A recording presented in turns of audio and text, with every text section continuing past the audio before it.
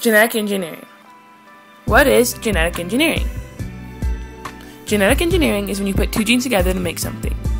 Scientists have learned to spot which gene does what in making a new organism.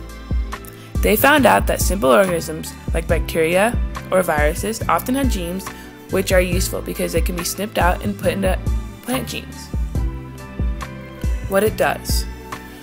Genetically modified organism, or GMOs, which are mostly found in plants and are mostly transgenic, and they contain genes pinched from something else like bacteria, viruses, or other plants, or even animals.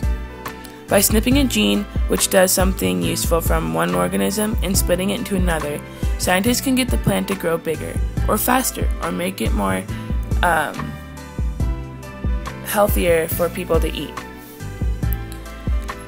Or the plant can be made to be more nutritious with more protein or minerals and vitamins. Some crop plants can be made to grow in salty water or very little water. Others could be engineered to resist disease. They can make vaccines to protect kids against illnesses.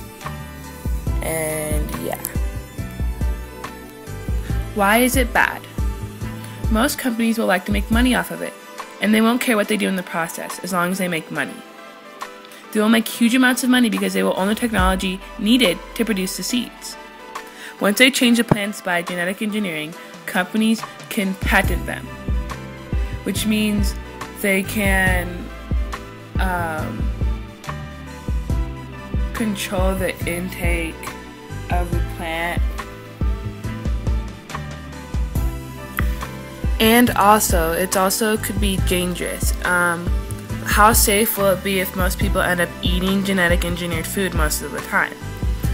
And what effect will growing all these plants with funny genes have on other plants or animals over time? Scientists still aren't sure, but maybe like nothing could happen or something very bad could happen, but nobody knows for sure.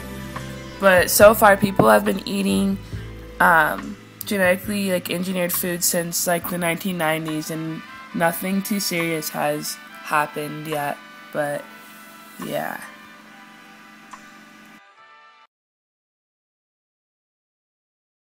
John Craig Venter was born on October 14, 1946.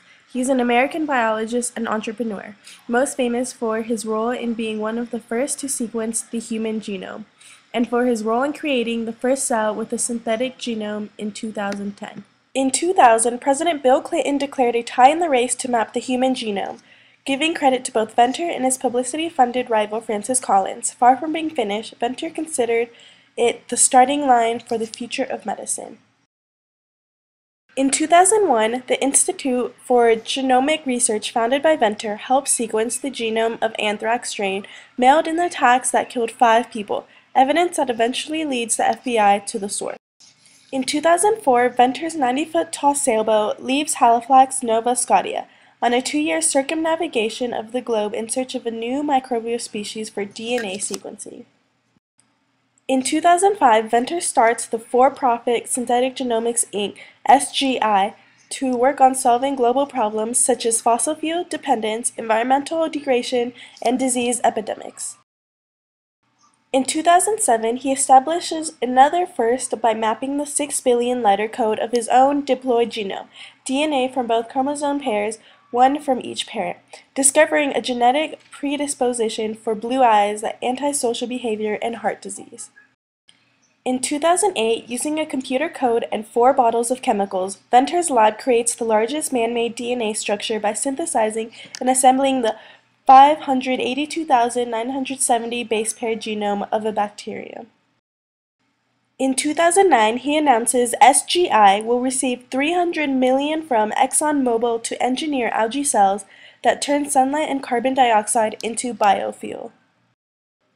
In 2010, Venter's team uses a synthetic genome to boot up the world's first man-made bacterial cell. Mycoplasma mycodes JCVI-SYN 1.0 becomes the first living organism to have its own website encoded in its chromosomes.